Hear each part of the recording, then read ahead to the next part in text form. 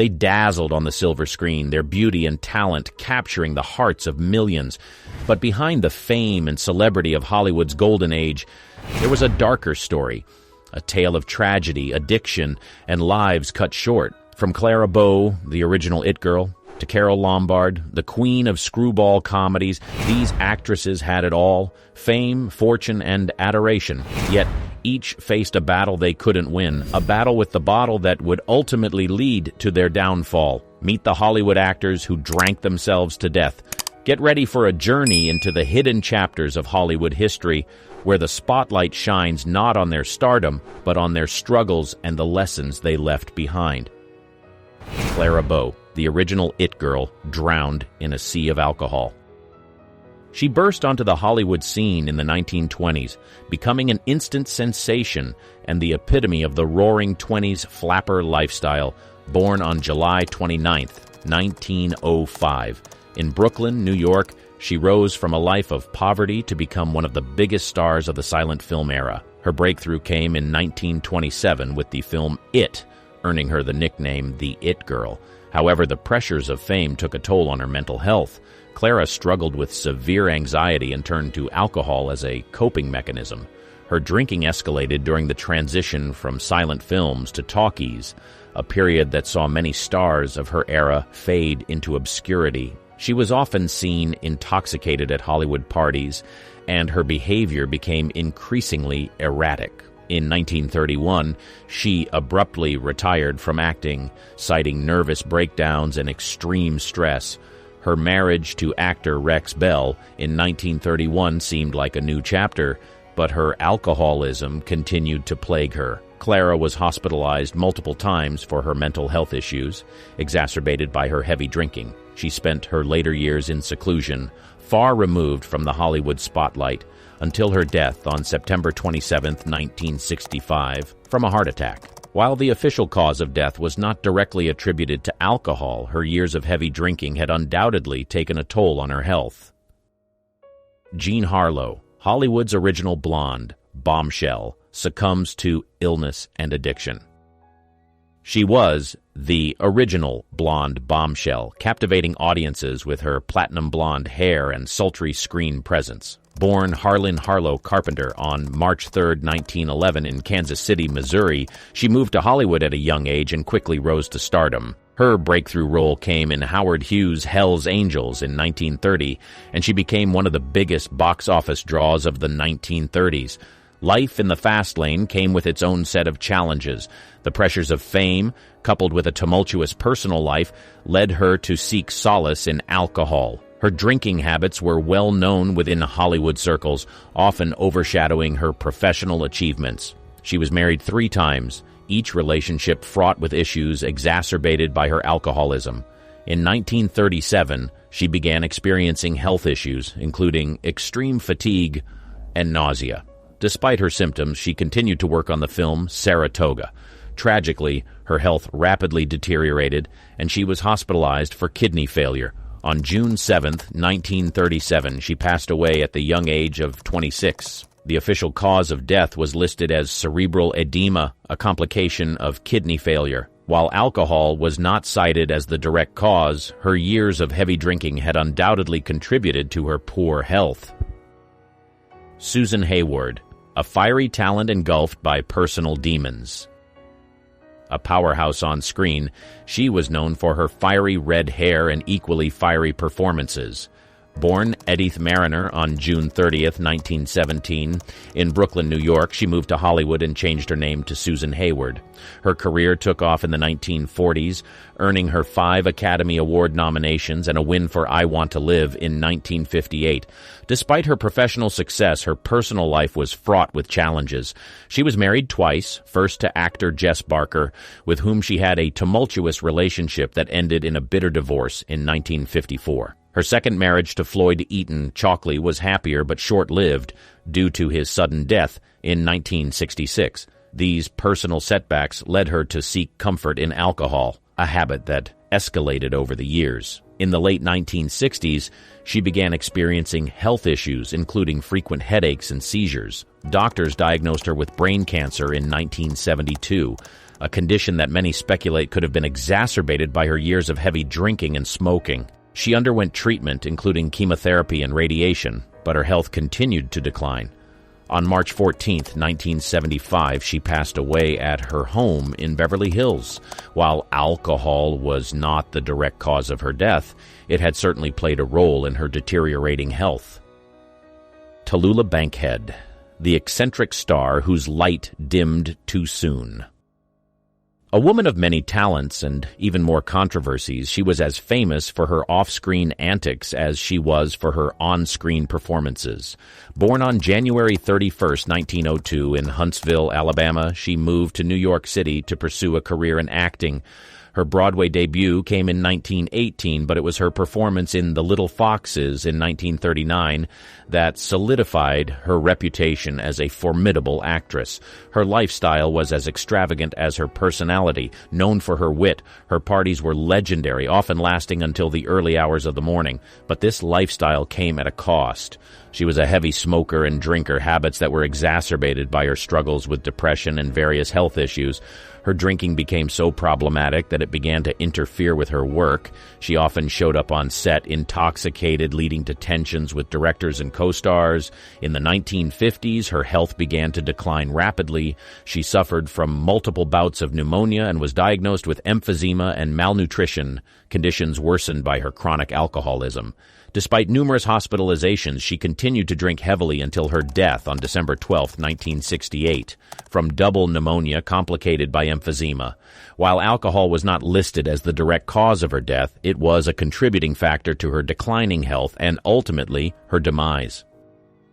Greta Garbo, the enigmatic beauty haunted by loneliness.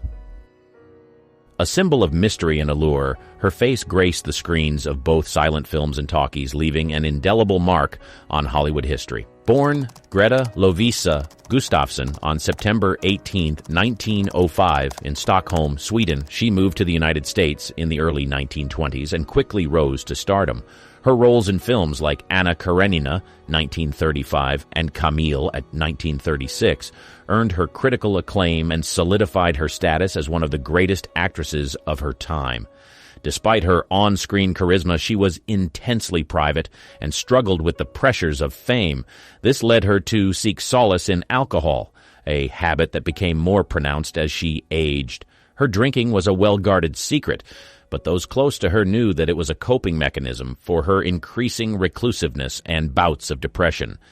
In 1941, at the age of 36, she retired from acting and led an increasingly secluded life. Her health began to deteriorate in the 1980s, exacerbated by years of heavy drinking. She suffered from kidney disease and other ailments, leading to her hospitalization on several occasions. On April 15, 1990, she passed away from pneumonia and renal failure.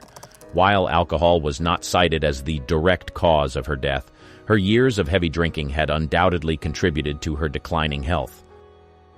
Dorothy Dandridge, the trailblazer whose flame burned out too soon.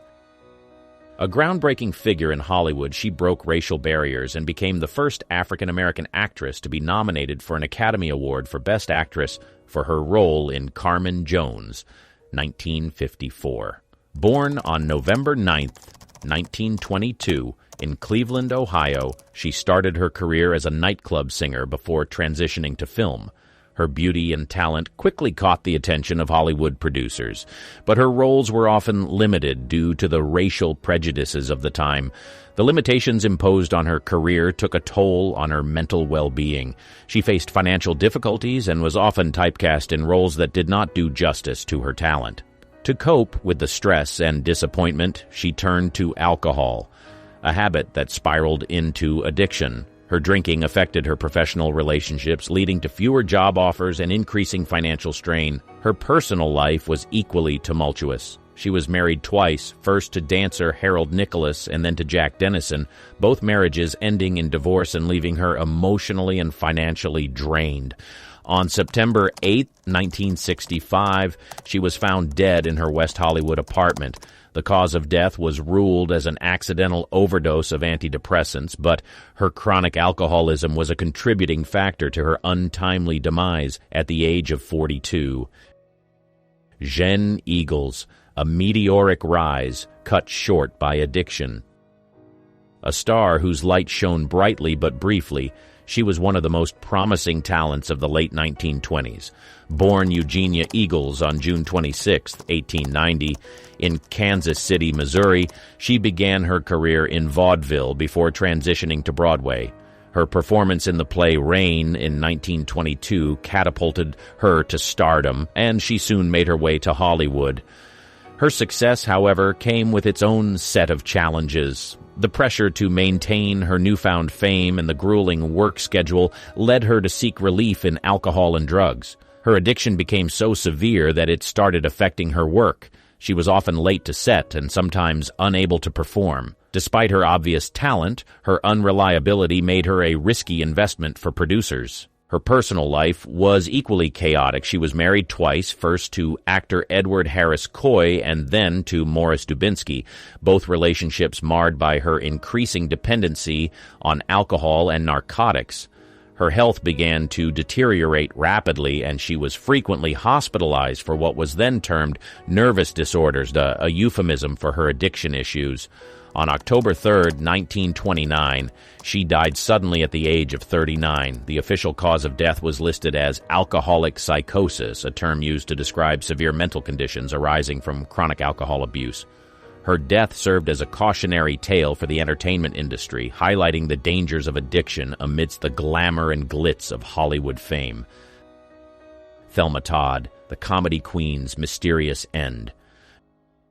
Known as the Ice Cream Blonde, she was a beloved comedic actress of the early 1930s. Born on July 29, 1906, in Lawrence, Massachusetts, she quickly rose to fame with her roles in Hal Roach comedies, often starring alongside comedy legends like Laurel and Hardy.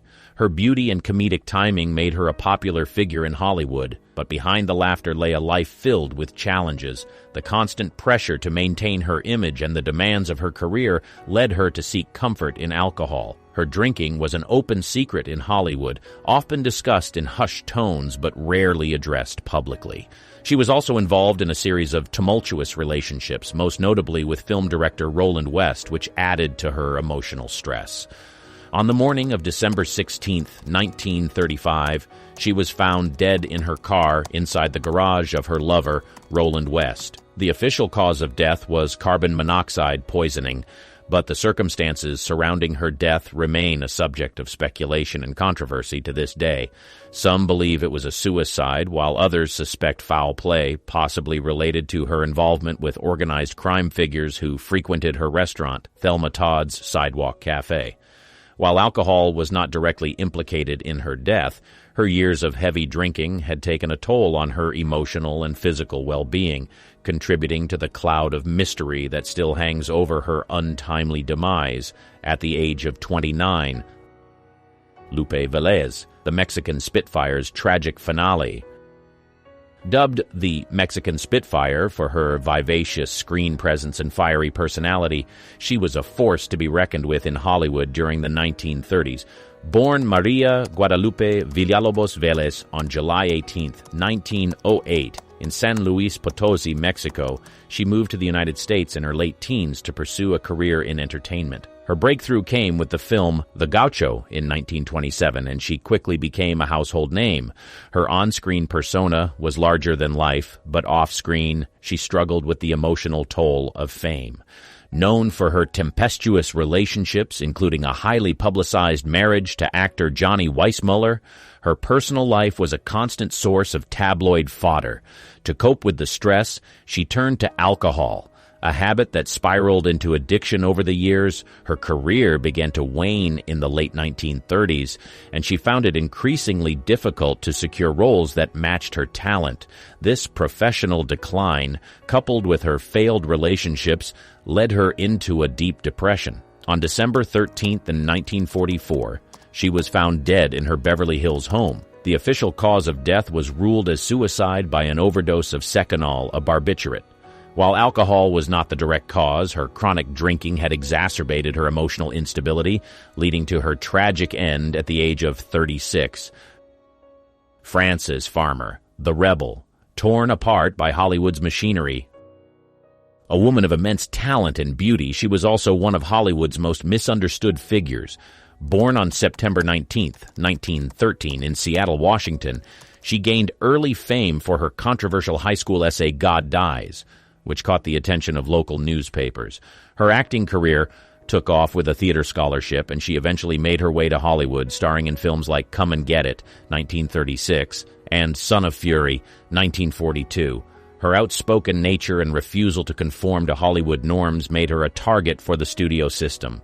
She was often at odds with producers and directors, leading to a decline in the quality of roles offered to her.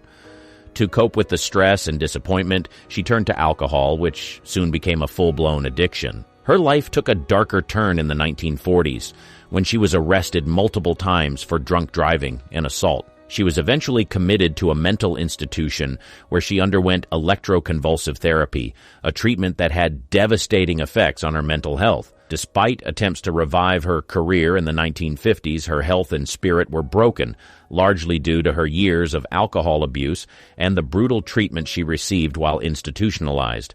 On August 1, 1970, she died of esophageal cancer, a condition often linked to chronic alcohol abuse. While her death was not directly caused by alcohol, her years of drinking had undoubtedly contributed to her tragic life trajectory and early death at the age of 56. Judy Holliday, the comedic genius, silenced by illness. Best known for her Academy Award-winning role in Born Yesterday, 1950, she was a comedic actress whose intelligence and wit shone through every performance. Born Judith Tuvim on June 21, 1921, in New York City, she began her career in the theater before transitioning to film. Her roles often portrayed her as a dumb blonde, but those who knew her were aware of her sharp intellect and quick wit. Despite her on-screen success, she faced numerous challenges in her personal life. The pressures of fame and the scrutiny of the Hollywood blacklist during the McCarthy era took a toll on her emotional well-being. To cope, she turned to alcohol, a habit that gradually escalated into dependency. Her drinking was a poorly kept secret in Hollywood circles and began to affect her ability to secure quality roles. In the early 1960s, her health began to deteriorate. She was diagnosed with breast cancer but continued to work despite her illness. Her condition worsened, exacerbated by her years of heavy drinking, which had a detrimental effect on her overall health. On June 7, 1965, she passed away at the age of 43.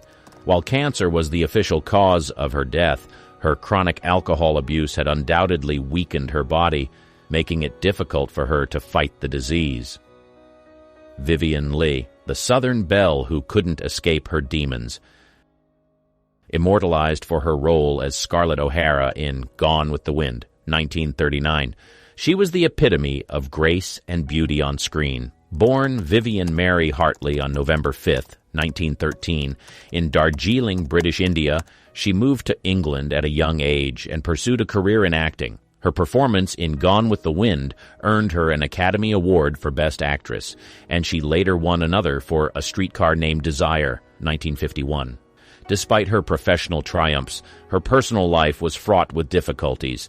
She suffered from bipolar disorder, a condition that was poorly understood at the time. The mood swings and depressive episodes associated with the disorder made her increasingly reliant on alcohol as a coping mechanism. Her drinking escalated over the years, affecting both her career and her marriage to actor Laurence Olivier.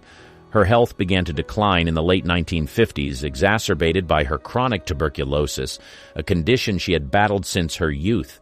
Her weakened immune system, further compromised by her alcohol abuse, made it difficult for her to recover. On July 8, 1967, she was found dead in her London apartment. The official cause of death was tuberculosis, but her years of alcohol abuse had undoubtedly contributed to her weakened state, leading to her untimely death at the age of 53. The stories of these actors and actresses are not just tales of personal tragedy, but also cautionary lessons about the darker aspects of Hollywood fame, the pressures of maintaining a public image, the grueling work schedules, and the scrutiny of the media can take a toll on even the most resilient individuals. For many, the escape they found in alcohol or substances led to a downward spiral that had irreversible consequences on their careers and lives. If you enjoyed this video, check out the next chapter in this series.